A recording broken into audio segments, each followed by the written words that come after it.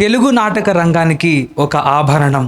ఆయన పేరును చెప్పగానే నాటక రచయిత, నాటక దర్శకుడు, నాటక రంగానికి గర్వకారణంగా నిలిచిన నటుడు అనే గౌరవం మన మనసులో మెదులుతుంది.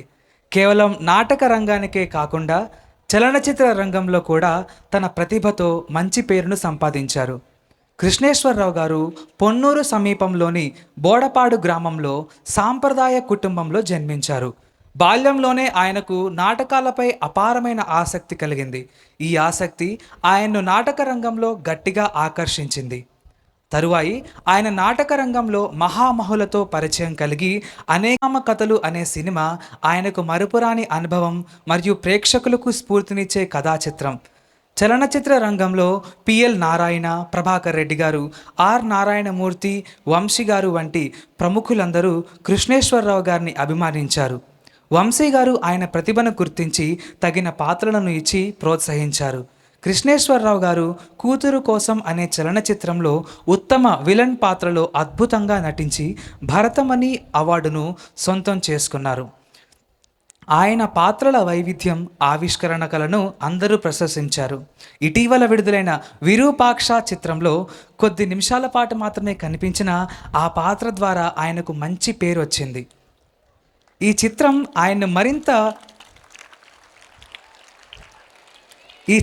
ఆయన్ను మరింతగా ప్రేక్షకులకు మన్ననలను పొందేలా చేసింది. కృష్ణేశ్వరరావు గారి జీవితం ఒక స్ఫూర్తిదాయక ప్రస్థానం. ఆయన నాటక రంగంలోనే కాక చలనచిత్ర రంగంలో కూడా తన ప్రతిభతో చిరస్థాయిగా నిలిచిపోయారు. ఆయన కీర్తి, ప్రతిభ, కళా ప్రతిభ చలనచిత్ర రంగాలకు ఎప్పటికీ అజారామరంగా నిలుస్తాయి.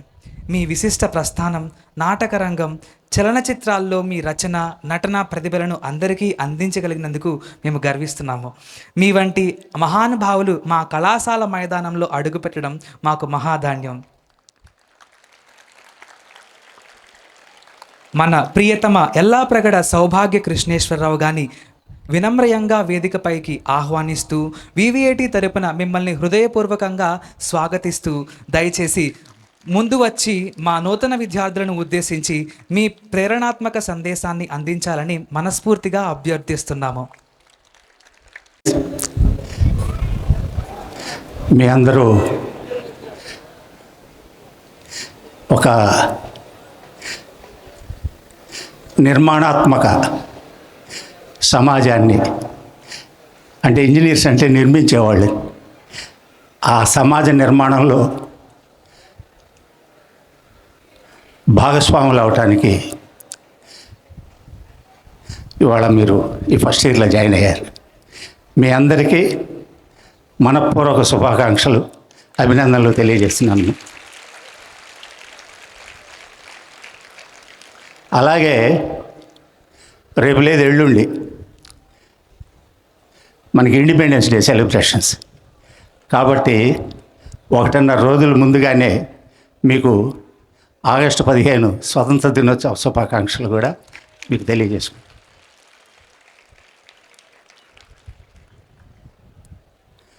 తర్వాత ఇప్పుడు సాహిత్యం ఏంటి, నాటకాలు ఏంటి, నాటకాలు ఎందుకు చూడాలి, సాహిత్యం ఎందుకు చదవాలి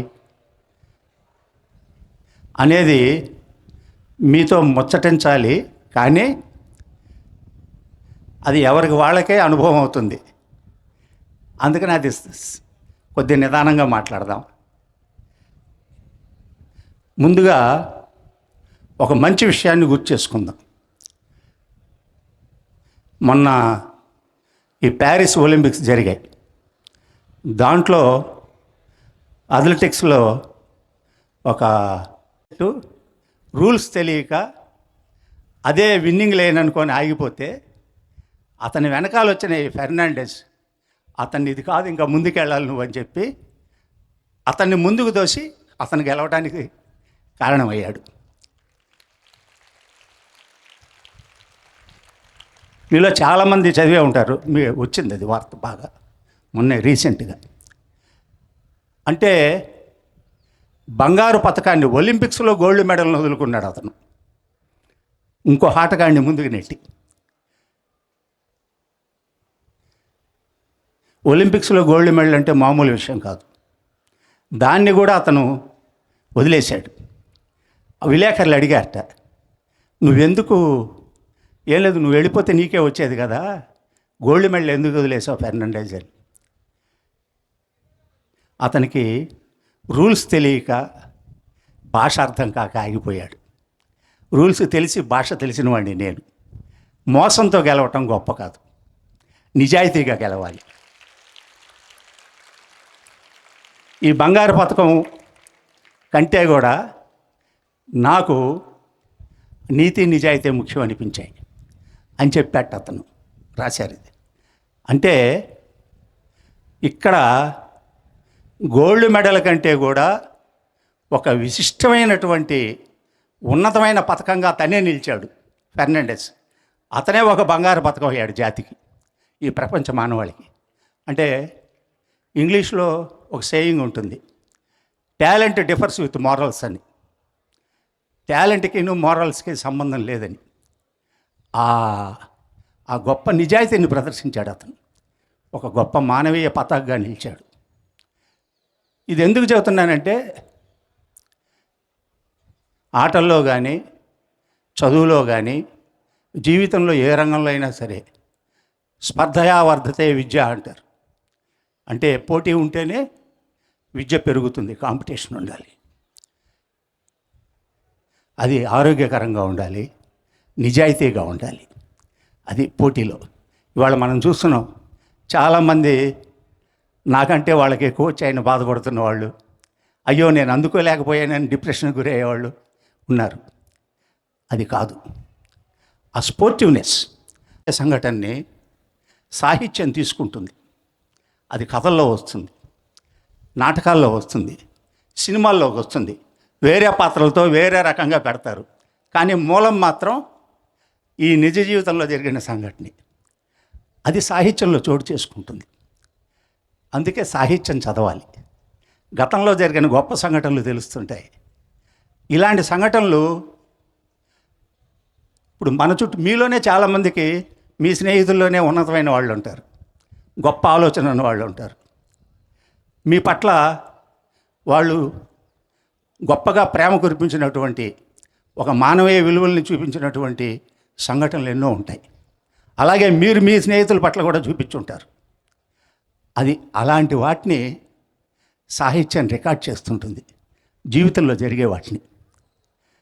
సాహిత్యం ఎందుకు, సాహిత్యం ఏం చేస్తుంది, సాహిత్యం ఈ లిటరేచర్ అంటే ఏంటి అనేది ఒక ప్రశ్న. దానికి ఒక గొప్ప హ్యూమన్ రైట్స్ గురించి జీవితం అంతా పోరాడిన ఆయన డాక్టర్ కె బాలగోపాల్ అని ఆయన అడిగారు. అడిగితే ఆయన చెప్పాడు, సాహిత్యం అంటే చెప్పండి సార్ అంటే, ఇప్పుడు మన చుట్టూ జరుగుతున్న వాటిని మనం కళ్ళతో చూస్తూ కూడా కొన్ని అన్యాయాల్ని మనం గ్రహించలేం. ఎందుకంటే పట్టించుకోం. కొన్ని అమానవీయ సంఘటనల్ని, కొన్ని సమాజపు లక్షణాలని, కొన్ని జాతిపరమైన వివక్షల్ని, కొన్ని మతపరమైన వివక్షల్ని, కొన్ని ఆర్థికపరమైన వివక్షల్ని, ఇవి మన కళ్ళతో చూస్తూ కూడా మనం గమనించలేము, వాటిని అర్థం చేసుకోలేము. కొన్నిటిని భయం వల్ల ఒప్పుకోలేము, కొన్ని నిజాల్ని భయం వల్ల ఒప్పుకోలేము ఇది నిజమని. కొన్ని నిజాల్ని పట్టించుకో, కొన్ని నిజాల్ని సాంప్రదాయానుసారంగా మనకు వస్తున్నటువంటి అలవాట్ల వల్ల వాటిని పట్టించుకోం.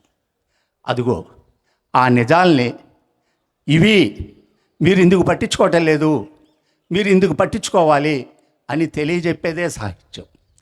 సాహిత్యంలో ఆ మానవ విలువలు, సమాజ పోకడ, సమాజ దర్శనం ఉంటుంది. నాటకం కూడా సాహిత్యంలో ఒక భాగం. అంటే కొద్దిగా పెద్ద మాటలు మీకు అంటే అనవసరం మనం మాట్లాడుకోవడం. నాటకాంత హి సాహిత్యం అంటారు. అంటే సాహిత్యంలో చిట్ట చివరి మెట్టు. ఇప్పుడు ఈ వేదికకి 5 మెట్లు ఎక్కి పైకి వచ్చాను. అట్లాగే సాహిత్యంలో వరుసనే ఒక్కొక్క మెట్టు పైకి వెళ్తే నాటక రచన అని చెప్పారు. అందుకని నాటకం కూడా సాహిత్యంలో ఒక గొప్ప ప్రక్రియ.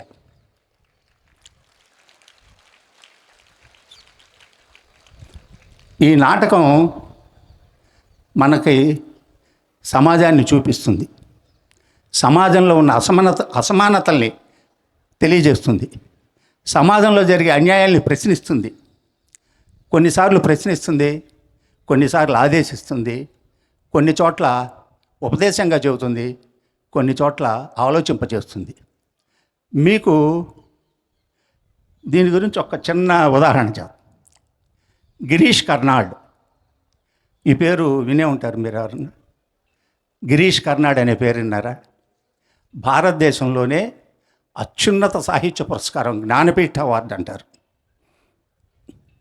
డాక్టర్ సి నారాయణ రెడ్డికి వచ్చింది తెలుగు వాళ్ళల్లో, విశ్వనాథ్ సత్యనారాయణ గారికి వచ్చింది, అట్లాగే మొన్న రావూరి భరద్వాజ తెనాలి వాళ్ళకి వచ్చింది. ఇప్పటికీ ఆ జ్ఞానపీఠ అవార్డు ఈ నాటక రచయిత అయినటువంటి గిరీష్ కర్నాడ్కి ఇచ్చారు నాటక సాహిత్యంలో.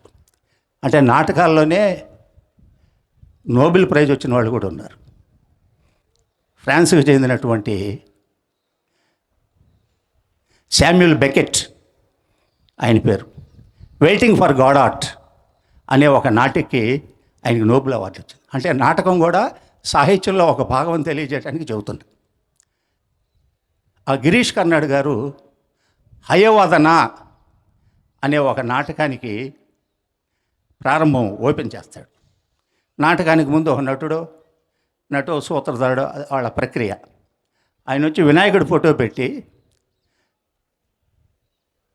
ఆ శుక్లాంబరధరం విష్ణు శశివర్ణం చతుర్భుజం ప్రసన్నవదనం ధ్యాయ సర్వజ్ఞ సంధ్యాగదానని పద్మార్గం గజానన అనేకదం తం ఏకదంతం ఉపాస్మహే అని అలా వెళ్ళిపోతూ మళ్ళీ వస్తాడు ఆడియన్స్ దగ్గరికి. టైం మీ ముందుకు వచ్చినట్టే వస్తాడు.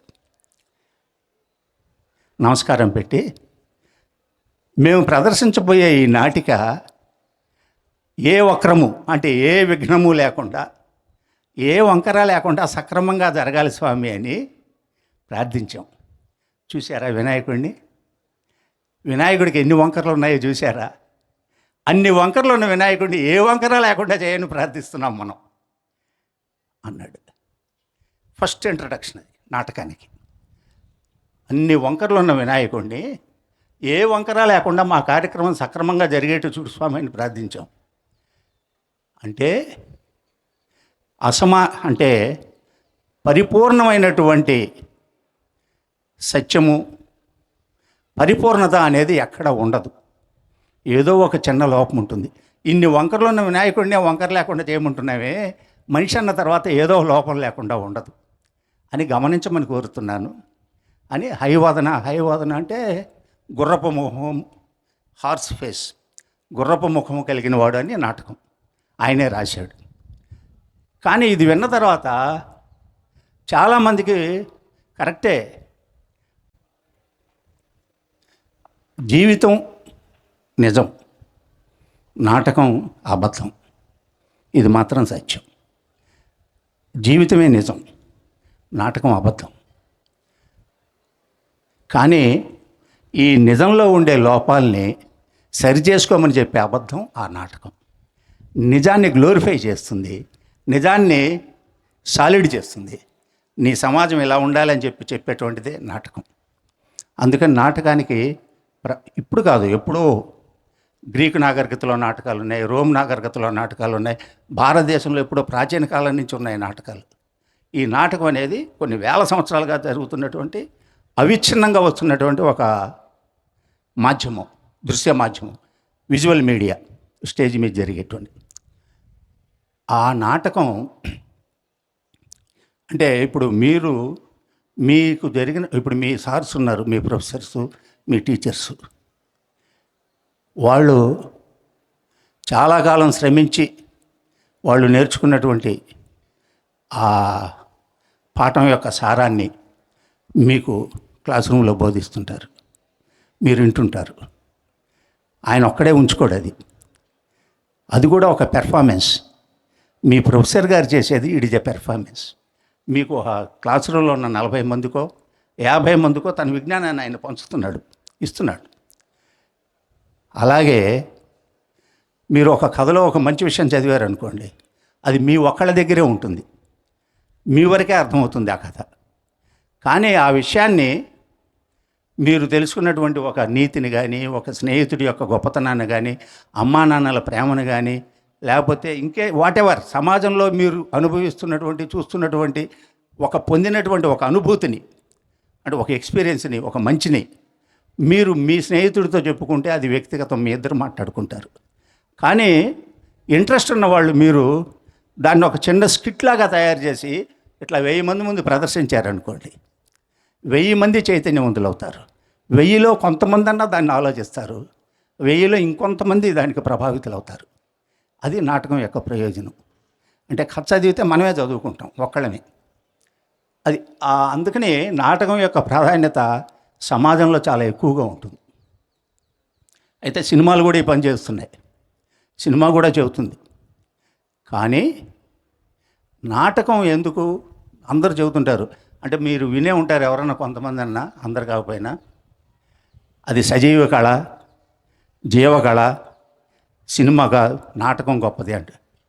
జీవకళ అంటే అది చెప్పబోయే ముందు, సినిమా ఒక కెమెరాతో తీస్తారు, అనేక రకాల యంత్రాలతో దాన్ని సరిచేస్తారు, ఇంకో యంత్రం ద్వారా తెర మీద వేస్తుంటారు. అంటే మనం చూసేది బొమ్మని, ప్రాణం ఉన్న మనిషిని కాదు. ప్రాణం ఉన్న మనిషి యొక్క బొమ్మ తెర మీద చూస్తుంటాం యంత్ర సాయంతో.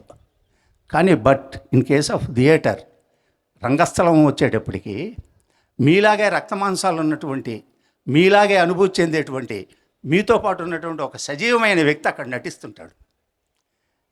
ఆ సజీవమైన మీరు ఒక రంగస్థలానికి ఆడిటోరియంకి మధ్య ఒక వేవ్ ప్రసారం అవుతూ ఉంటుంది, మీరు చూస్తూ ఉంటారు. మనలాంటి మనిషే రంగస్థలం మీద నటిస్తుంటాడు, రక్తమాంసాలతో ప్రాణంతో ఉన్న సజీవమైన మనిషి. అందుకని దీన్ని జీవకళ అంటారు, సజీవమైన కళ ఇది. దీన్ని మిగతా వాటన్నింటికి అంటే ఇది గొప్పది. ఎందుకంటే అమ్మతో కానీ, అన్నతో కానీ, లేకపోతే ఫ్రెండ్తో కానీ వ్యక్తిగతంగా పర్సనల్గా షేక్ హ్యాండ్ ఇచ్చో, పక్కన కూర్చొని మాట్లాడుకున్న అనుభూతి వేరు, వాట్సాప్లోనో లేకపోతే ఇంకేదైనా వీడియోలోనో చూస్తున్న అనుభూతి వేరు. అది ఒకవేళ వీడియోలో ఎంత గొప్ప అప్లోడ్ చేసినా ఆ అప్లోడ్ చేసేవాడు మనిషి.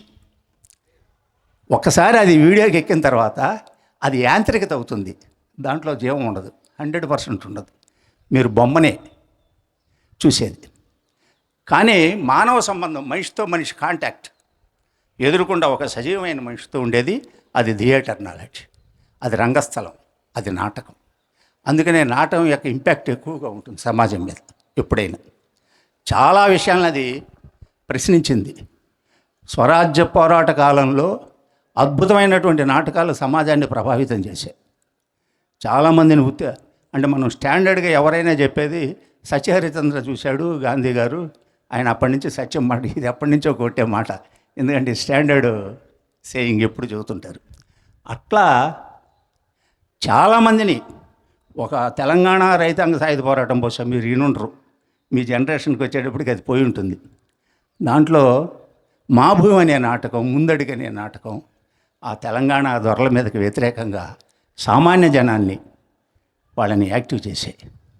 అట్లా కొడుకు పుట్టాలా అని గణేష్ పాత్ర రాశాడు. గణేష్ పాత్ర పేరు వినే ఉంటారు మీరు, సినిమా రైటరు, మంచి రైటరు. ఆయన రాసిన నాటిక ఉంది. అంటే ఆడపిల్లలు ఎందుకు మగపిల్లాడు ఉండాలి అనేటువంటి దాని మీద భయంకరమైన, ఇప్పటికి కూడా మన గుంటూరు ప్రథమ స్థానంలో ఉందిట, అబార్షన్స్ ప్రబోధితం చేస్తూ ఉంటుంది. అందుకనే మీలో ఇంట్రెస్ట్ ఉన్న వాళ్ళు, మీకు నచ్చిన పాయింట్ ఒకటి, ఆ పాయింట్ని 2, 3, 4 మీరు ఒక స్కిట్ లాగా 10 నిమిషాలు ప్రదర్శించవచ్చు. అప్పుడు మీలోంచి గొప్ప నటులు రావచ్చు, గొప్ప రచయితలు రావచ్చు, గొప్ప దర్శకులు రావచ్చు. ఎందుకంటే మీకు మైండ్లో ఒక ప్లేస్ ఉంటుంది ఆర్ట్కి సంబంధించి, అది ఛార్జ్ అవుతుంటుంది. ఇట్ డిపెండ్స్ అపాన్ ఇంట్రెస్ట్, మన అభిరుచి మీద ఆధారపడి ఉంటుంది. అది అట్లా రావచ్చు. అలాంటి అవకాశం తర్వాత గొప్ప ఇదేంటంటే నాటకం వ్యక్తిత్వాన్ని వికసింపజేస్తుంది. ఇవాళ మనం పర్సనాలిటీ డెవలప్మెంటు, వ్యక్తిత్వ వికాసం, నాటకం కమ్యూనికేషన్ ఆర్ట్, మీ కమ్యూనికేషన్ స్కిల్ని పెంచుతుంది, బ్రహ్మాండంగా పెంచుతుంటుంది. మీరు ఎలా మాట్లాడాలి, ఎలా మానవ సమాజంలో ఎలాంటి ప్రవర్తనలు ఉంటాయి, ఎలా ప్రవర్తిస్తుంటారు, వీటన్నిటిని కూడా నాటకం మీకు అవగాహన చేస్తుంటుంది, ఆ సాహిత్యం ద్వారా వస్తుంటుంది. అందుకని మీరు ఇక్కడ నాకు తెలిసినంతవరకు ఎక్కడ ఉన్నాయేమో కానీ ఇక్కడ ఈ ఇన్స్టిట్యూట్లో వివిఐటిలో ఈ కల్చరల్ క్లబ్స్ అని, కల్చరల్ క్లబ్స్ అని థియేటర్కి సంబంధించినటువంటి అవకాశాలన్నీ కూడా, అంటే మిమ్మల్ని ఒక సమగ్రమైన పౌరుడిగా తీర్చిదిద్దేటువంటి, మీ వ్యక్తిత్వాన్ని వికసింపజేసుకోవడానికి అవకాశాలను కల్పించేటువంటి ఒక గొప్ప ఇన్స్టిట్యూట్లో మీరు చేరారు, ఒక మంచి ఇన్స్టిట్యూట్లో చేరారు, అద్భుతమైన చోట. అది మీకు ఇక్కడ నేను చూస్తున్నాను, వీళ్ళు థియేటర్ ఆర్ట్స్కి ప్రాధాన్యం ఇస్తారు. అంటే మీలో ఏవైతే చైతన్యవంతమైనటువంటి ఆలోచనలు, అంటే చదువుతో పాటు ఇవి కూడా ఉండాలి, ఆ వికసించడానికి అలాంటి అవకాశం మీకు ఈ ఇన్స్టిట్యూట్లో ఉంది. కాబట్టి ఇంట్రెస్ట్ ఉన్నవాళ్ళు మీరు చక్కగా మీ చదువుతో పాటు ఈ కల్చరల్ యాక్టివిటీస్లో కూడా మీరు ఆ స్ఫూర్తిని ప్రకటించుకుంటూ మీ భవిష్యత్తుని ఉజ్వలంగా తీర్చిదిద్దుకుంటారని